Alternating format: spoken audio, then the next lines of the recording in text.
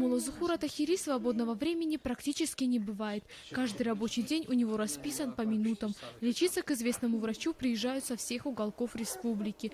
Пахридин Саломов со своей женой приехали в Душанбе из далекого Ганчийского района. На осмотр привезли свою маленькую дочь. У девочки проблемы с иммунитетом, слабая шейка и ножки.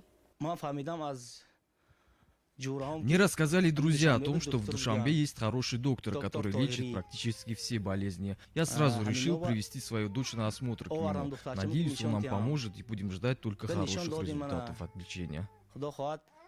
За 40 лет работы Муллазухур Тахири успел создать немало трудов. Он написал сборники стихов, 30 книг, создал фиточаи и лекарства. Также он изобрел аппарат для определения болевых точек в организме.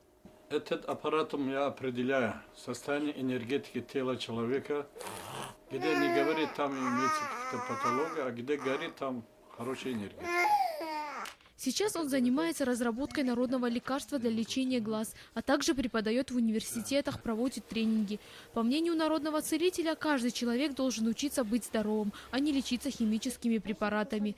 Вылечить можно любое заболевание, рассказывает Муллазухур Тахири. Я каждый день начинаю заниматься гимнастикой, очищением кишечника, дыхательной гимнастикой, йогой, соки делаю, свои чаи, травы пью и сохраняю свое здоровье. Муллазухур Тахири считает, что человек должен быть универсальным и развиваться всесторонне. Именно поэтому он решил помогать людям путем написания книг, статей и изобретения лекарственных средств. Я день и ночь работаю, в общем, с 2 часов ночи у меня начинается рабочий день, я до 5 часов именно занимаюсь. И у меня поступает информация с космоса, я пишу свои книги.